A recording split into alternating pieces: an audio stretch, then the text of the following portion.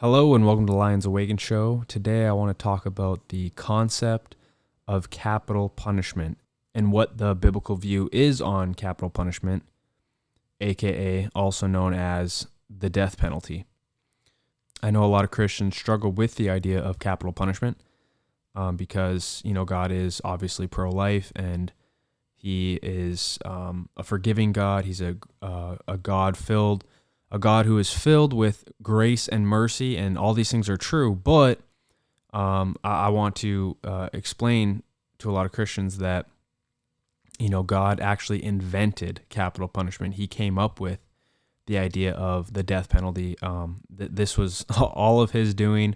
He never once said for the death penalty to stop. He came up with it, and he is still for it to this day, I believe, and I will back this up with scripture. And I'm also going to explain, who has the authority to execute the death penalty and to take life in its proper context and its proper structure and authority. So let's get it started. So where, a lot of people think the death penalty is from the law of Moses, which is Old Testament, from, the scripture verse, an eye for an eye, tooth for a tooth, a life for a life. But that's actually not true. God created the death penalty in Genesis 9:6, so way before Moses, way before the law. And what Genesis 9:6 says is, quote, "Whoever sheds the blood of man, by man shall his blood be shed, for God made man in his own image." So right there, God is saying, this is right after, Noah came off the ark. God gave him a law against murder, a law against killing innocent life. And he basically said, whoever sheds the blood of a man, I require that person's blood. I require that person's life.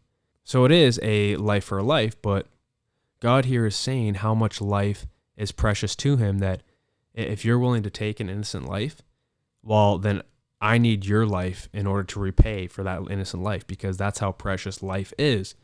And so there has to be a severe punishment for such a severe crime. That literally is the definition of justice, because God values life so much.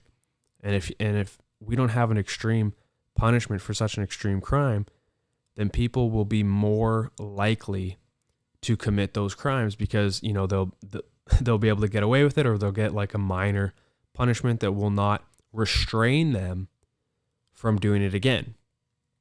And so, the whole people think, the law, it won't save man.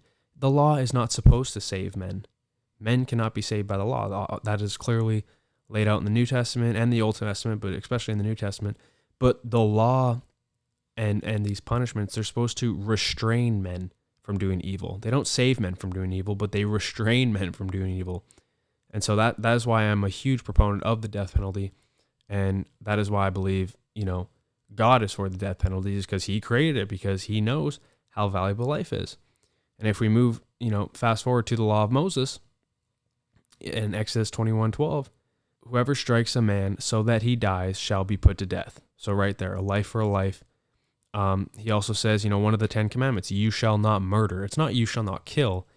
Killing is different from murder. Murder is the intentional killing of a innocent human being. That is murder. Killing is taking a life. Now, whether you can take a life that's justified, and again, let me just be clear here, in the context of government, because who can take life? Obviously, God can take life, but God has ordained the government and has given the government authority to also take the life of the wicked and the wrongdoer. And we see this in Romans chapter 13, for where Paul says, "For rulers are not a terror to good conduct, but to bad. Would you have no fear of the one who is in authority? Then do what is good, and you will receive his approval. For he is God's servant for your good. But, listen to this. If you do wrong, be afraid, for he does not bear the sword in vain." Who does not bear the sword in vain? The government, God's servant, God's terror on the wrongdoer. He continues right here. "For he," who's he? The government, "is the servant of God, an avenger." Who's the avenger? The government is the avenger who carries out God's wrath on the wrongdoer. Wrath, the government has, it says right here, it bears the sword. So if it has a sword, swords are meant to kill people. Swords are meant to cause severe harm and death. So the government has the authority to bear that sword. God has ordained the government. God has authorized the government to wield the sword, to use it on the wrongdoer, to use it on the evil person who commits evil acts. And so this would include murder. This would include treason. All these horrible, this would include other things as well, but I'm focusing primarily on murder and also treason in this episode, because I think those are the main things that are happening today in our world, and especially in the West here. Murder through abortion and treason through government corruption. And I believe those crimes, the punishments for those crimes should be capital punishment, because the Bible clearly says so. Capital punishment is justice against murderers. Taking a life of someone who took the life of an innocent person, that is justice. And the government's primary job is to protect life and to execute justice, uphold our God-given rights and freedoms. And so when they fail to do that, they're actually failing in their responsibility, and they're not upholding justice when they do not execute capital punishment on the wrongdoer, on the evildoer. I think a lot of Christians get this wrong because they don't know what the job of the government is. They don't know the role of government. They don't know the role of government, and they can't distinguish the role of government from the role of church. You see a lot of Christians, when I brought up capital punishment to a lot of Christians, are like, well, God is all about forgiveness, and God is about mercy and grace and things like that. Like, I don't think we have the right to take a murderer's life when they can be forgiven. And it's like, well, yeah, that's true. They can be forgiven, but that's not the job of the state. The state or the government does not offer forgiveness. The state offers justice. The state offers punishment. It's the church that is supposed to offer the message of forgiveness and grace and salvation and mercy for a person's soul, not necessarily for their body. You see, that's the whole thing. Religion is supposed to basically dictate faith, and is supposed to try to help people to believe in a certain way. But the government is supposed to kind of dictate behavior and get people to behave in a certain way, in a moral way. And so that's where the church needs to shape up here, is we need to know the difference between the role of the government and the role of the church. The church is supposed to offer salvation to the evil wrongdoer. But guess what? The government is not supposed to offer salvation to them. The government is supposed to offer judgment and punishment and justice on them. That is the difference. And we need to get this, because we are mixing the role of the church with the role of government. And now we're seeing, justice being perverted and righteousness not being upheld, because Christians think, the government should, offer forgiveness and lesser and harsher sentences on really evil criminals and things like that, because, we're all about forgiveness and grace and mercy. It's like, no. That leads to anarchy. That leads to injustice. That leads to moral depravity. That leads to not upholding righteousness and justice. And it just leads to death, and it leads to lawlessness, and it leads to chaos. Again, I'm going to say this one more time. The government is not supposed to offer salvation to the wrongdoer. The government is supposed to offer justice upon the wrongdoer, on the wrongdoer, and punishment to the wrongdoer. The church offers salvation to the wrongdoer. So this is where we need to get things right. One thing I've heard from Christians too is like, well, what if people get it wrong? Like, what if someone's innocent, but yet they're framed or whatever it may be, and they end up getting the death penalty, and they die as an innocent person because they got it wrong. The government got it wrong.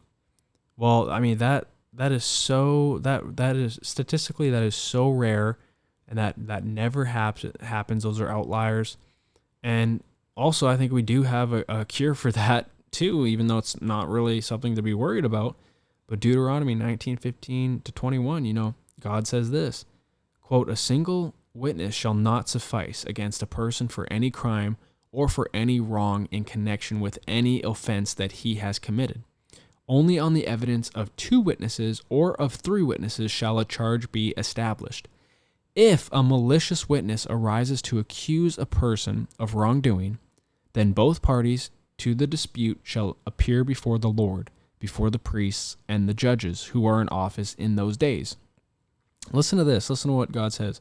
"The judges shall inquire diligently, and if the witness is a false witness and has accused his brother falsely, then you shall do to him as he had meant to do to his brother. So you shall purge the evil from your midst."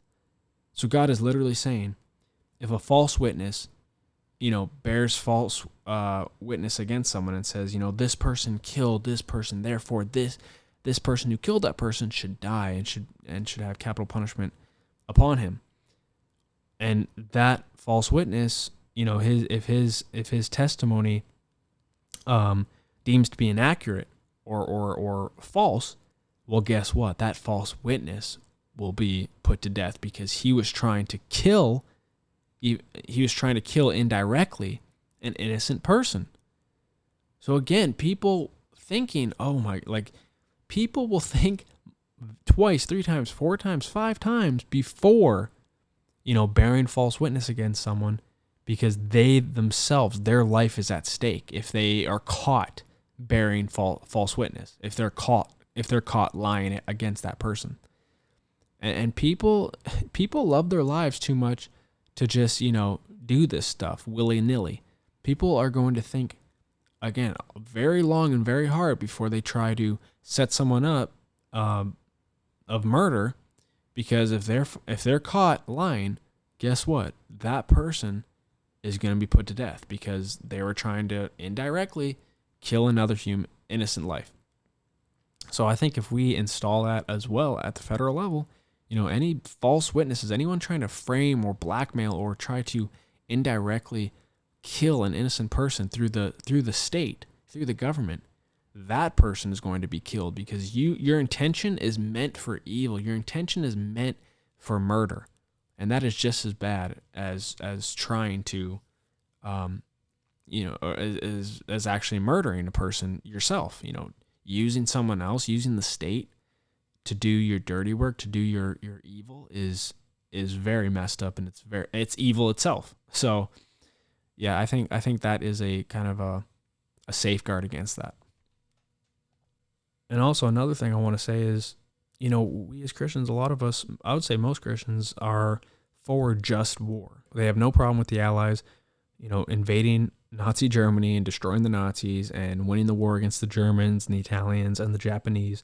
They have no problem with that. A lot of Christians are okay with just war because they know that, hey, if we don't stop them, then, the Nazis would have took over the world. And if we don't stop, evil nations from rising and from taking over other nations, well, then guess what?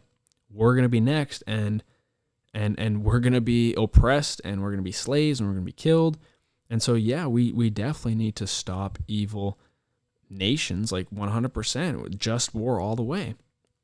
Well, let's view just war on an individual level, because that's how I view capital punishment. I view capital punishment as just war on an individual level. If we don't stop a murderer, if we don't kill or stop a murderer from murdering people, then guess what? We're going to have more murderers on the streets because people will be emboldened to do it because the punishment, again, does not fit the crime. It's less than the crime.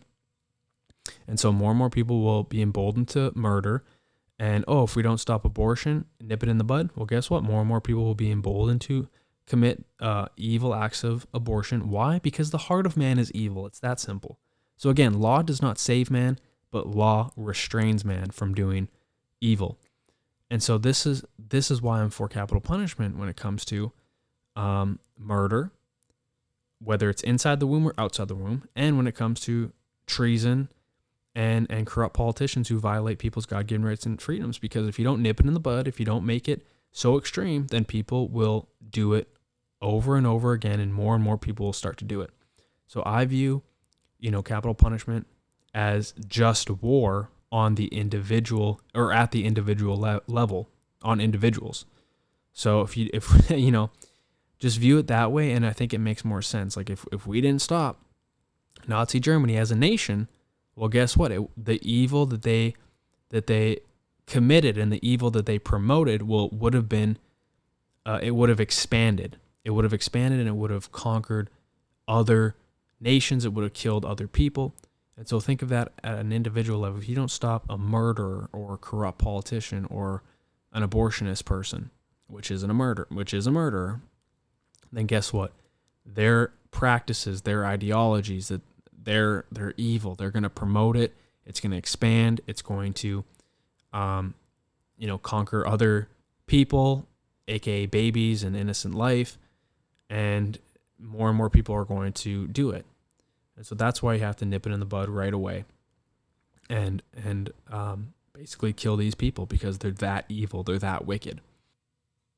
So once we establish that capital punishment is a biblical view, it is a God-given law and a practice that God created and God invented for the government to use on the wrongdoer, so that law and order will be upheld and life will be valued as sacred in society, because people will think twice or 3 times or 4 times or 5 times before murdering someone. If I murder this person, well, I'm going to get killed. I'm going to be, publicly executed or whatever it may be. Like, a lot of the times this stuff was public execution. It wasn't just, hidden in a dark room where you're waterboarded or in a, what are those things called? Those chairs, electric chairs.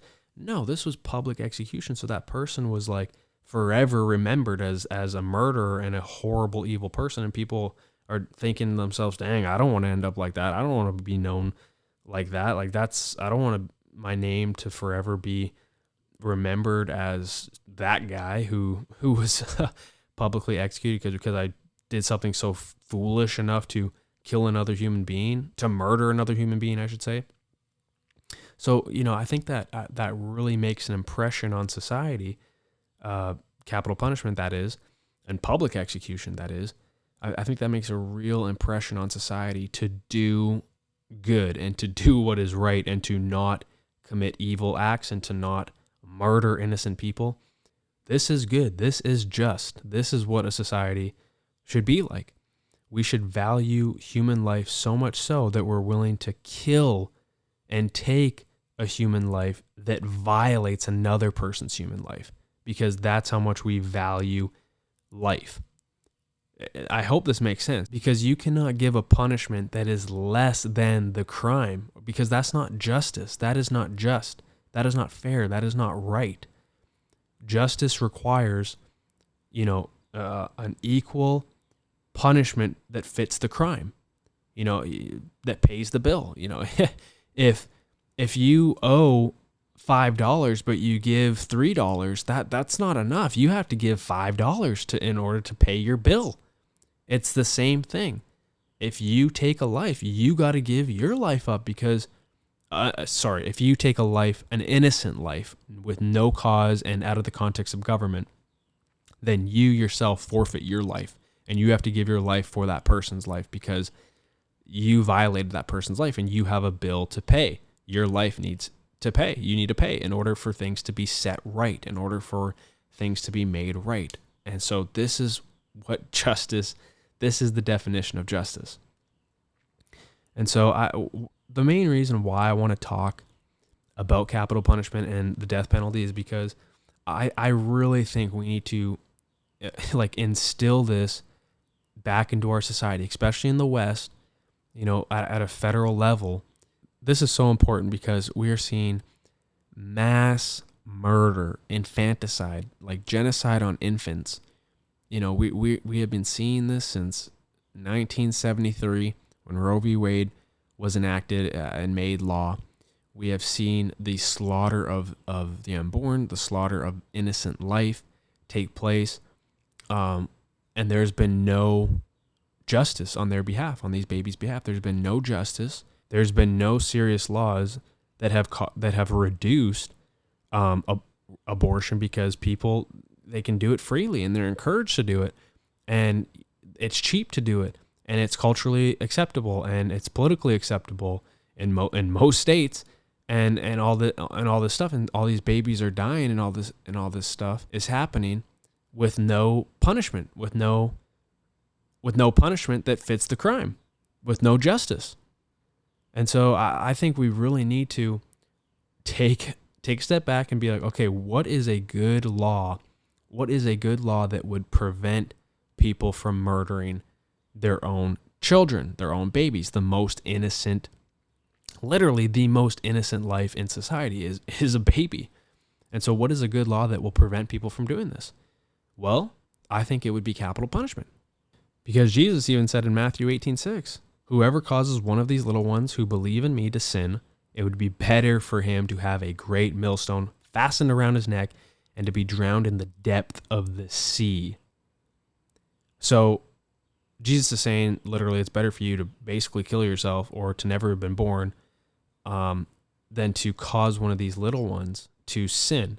So that's just causing a little one to sin. Imagine killing a little one, which I believe is far greater than causing them to sin, because you're literally killing them. You're taking their life from them. You're violating them. So if Jesus is so serious about this issue, about causing someone, a little one, to sin, imagine how much more serious Jesus is about killing one of these little ones. If Jesus is saying, you should kill yourself and you should die, like your punishment should be death to cause one of these little ones to sin. Well, I'm only assuming that that same view would be applied on killing one of the little ones. I feel like his same the same punishment would be applied on a person who kills one of the little ones. We really got to look at these verses and really ask ourselves, is God really this all loving, no wrath, all, basically like a Barney type figure, love, love, I'm tolerant, blah, blah. Or is he actually a just king? Is he actually a king of righteousness, king of justice?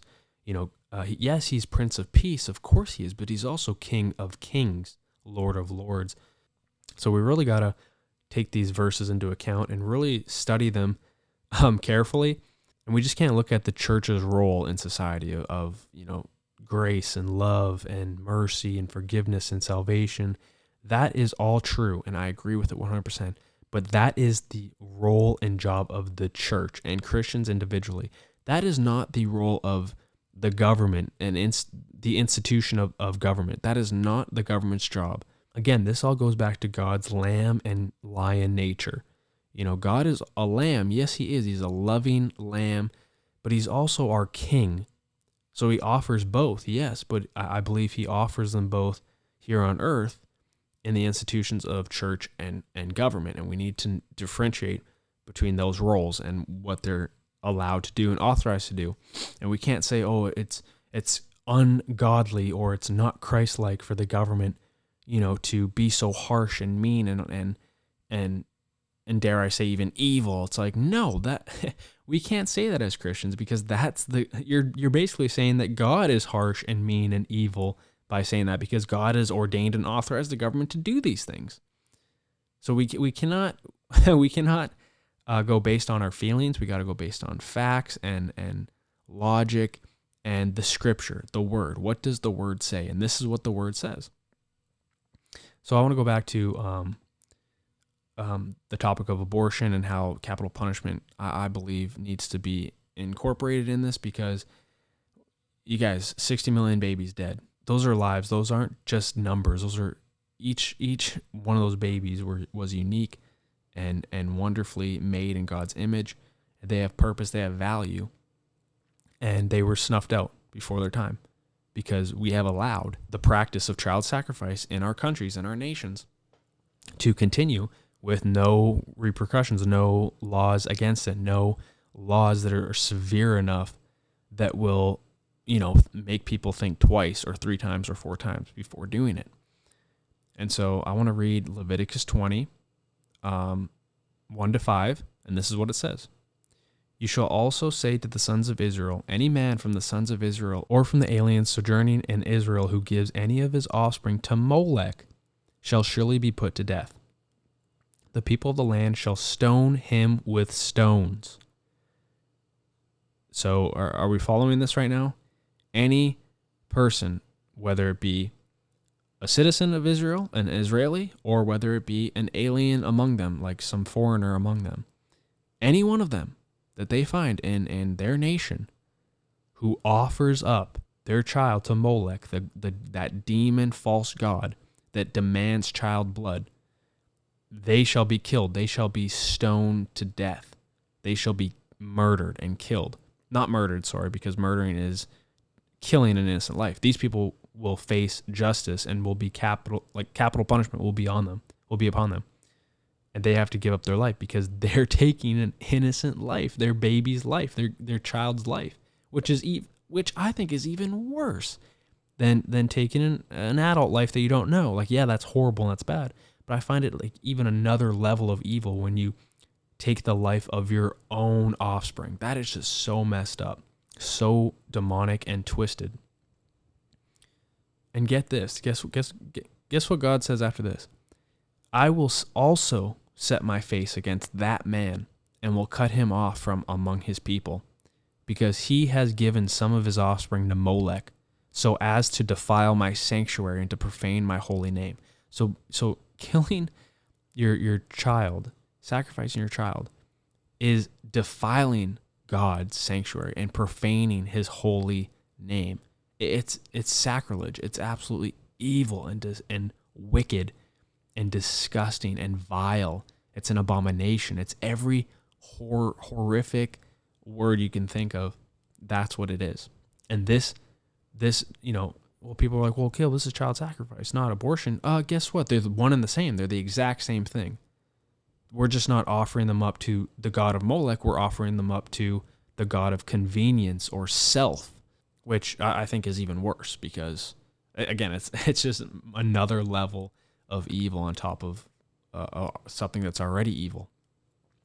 Because, back in ancient Israel, people gave their offspring to Molech because, they viewed that if they give their offspring to Molech, Molech will bring forth, rain and make the lands fertile and everything for the whole community to prosper. Nowadays, it's just, which is horrible. So don't get me wrong, that's wicked, evil, vile, all the things. But then nowadays, it's like, it's just for yourself. That, I want to wear a bikini next month. I don't want a baby bump. So see you later, baby. Oh, I want to, focus on my career. Don't want a baby. Oops, I should have wore a condom or whatever it may be. It's like these people are offering it up to convenience and self, which is just another level of evil, in my opinion. But get this, the verse continues. If the people of the land, however, should ever disregard that man when he gives any of his children to Molech, so as not to put him to death, then I myself will set my face against that man and against his family, and I will cut off from among their people both him and all those who play the harlot after him by playing the harlot after Molech. Oh my goodness. So God is literally saying, I'm going to set my face against you people who do not offer up justice, who do not execute justice, who do not kill, any man or woman who who murders their own child. That is powerful. I wonder where God's face is with the church right now. We have set not only the church, but the government of our nations. We, the church, have set our face and disregarded the people who have committed abortion, who have offered their child up to the gods of self and convenience. We have disregarded them and just said, that's a political issue. We just need to love on these people, and we just need to, just focus on just loving them and just accepting them and all this stuff. We have remained silent in speaking the truth about abortion and about the evils of abortion. So I wonder where God's face is set on us. Is it for us or against us? And then don't even get me started on the government. So the church has remained silent on the issue. The government has remained inactive, completely inactive. It's inaction. There's nothing the government has done to actually stop this evil. Do you think government officials are rounding up doctors and women and fathers who abort their children and killing them? No, the government has not been doing that. Well, Caleb, we live in a modern world. No. Sorry, but justice does not evolve in a more lighthearted or less harsh way. Justice remains the same. It's an eternal principle. So whatever the seriousness of the crime is, so the punishment also has to be equally as serious. Again, it is a life for a life, an eye for an eye, a tooth for a tooth.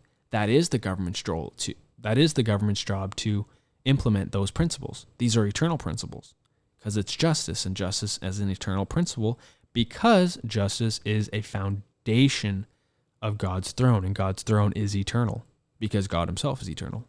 This is very philosophical, but it all makes sense if you add it up. So what are we doing here?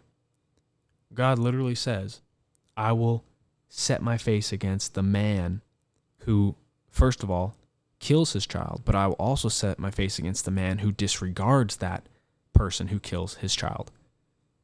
So God's face, I believe, is set against the church for being silent about it, and also against the government for being inactive about it and not executing justice and not putting to death those people who have murdered their own child.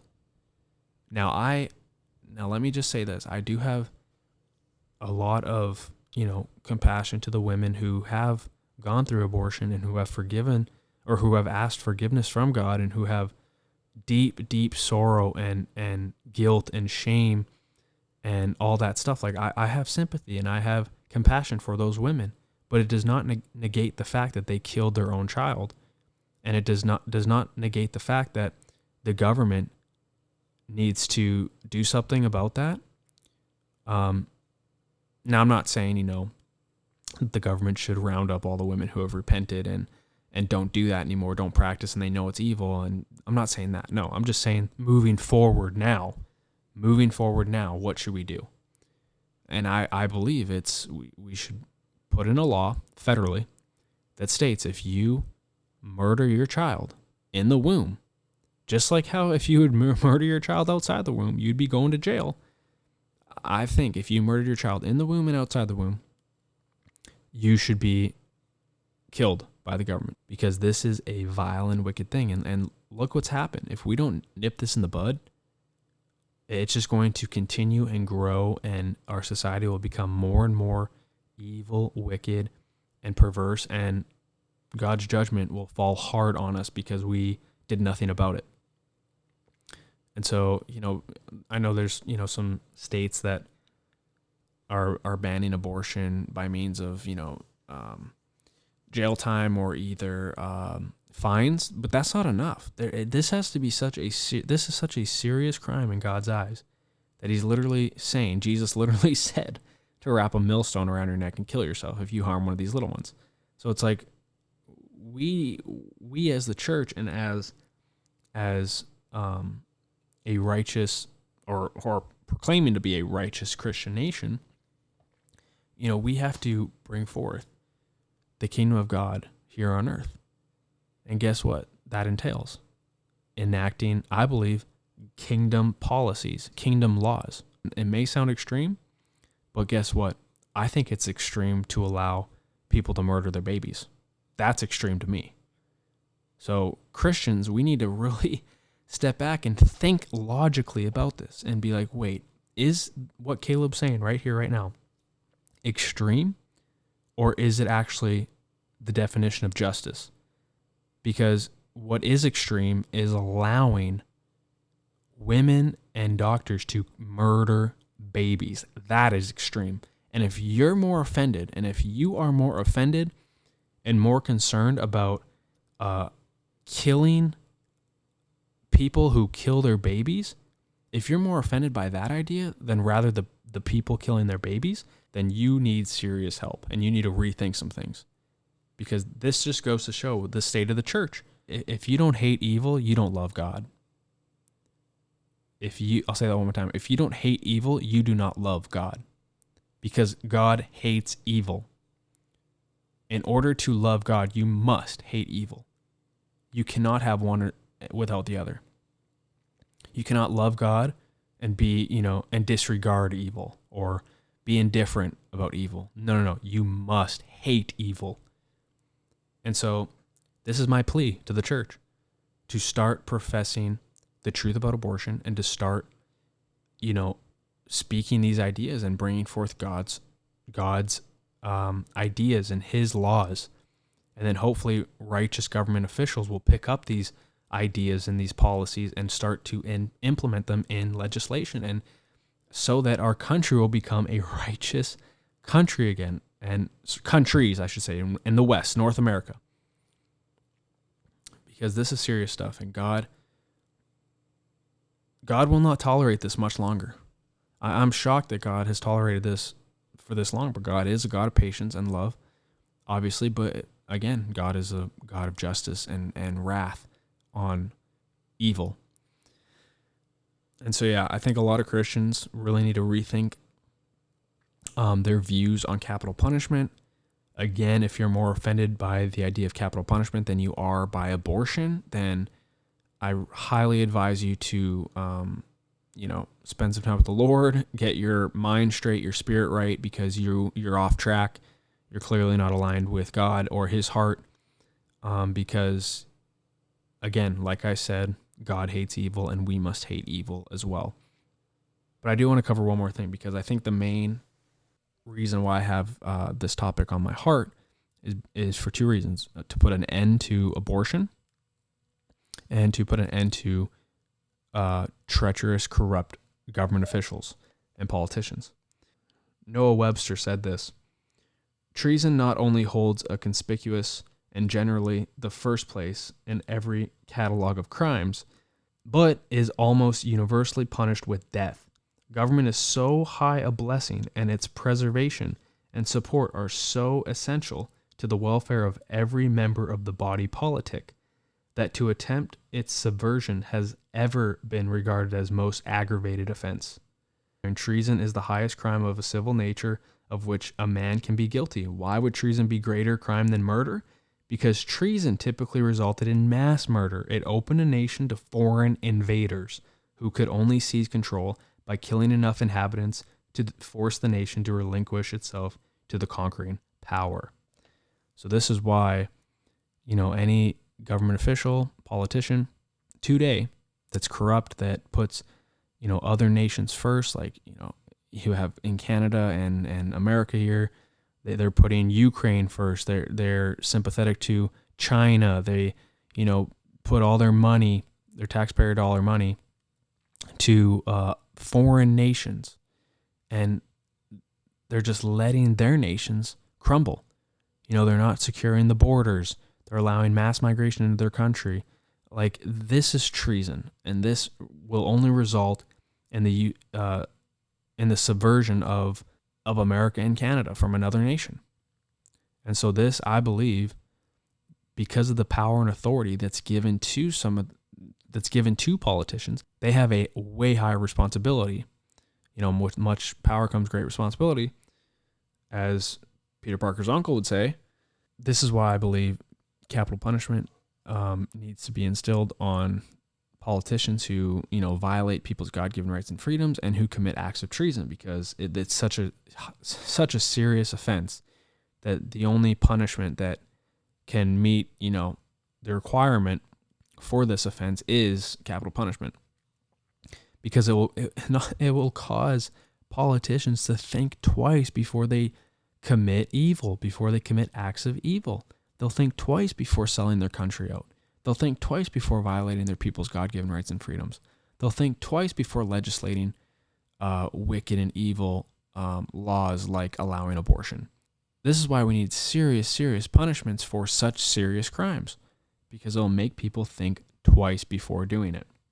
These are serious issues, and these are serious evils, and we need to be extremely offended by mothers and fathers and doctors murdering their own children And we need to be extremely offended by politicians who are selling out their own countries for money and not only selling out countries, but violating their people's God-given rights and freedoms, like we've seen in COVID.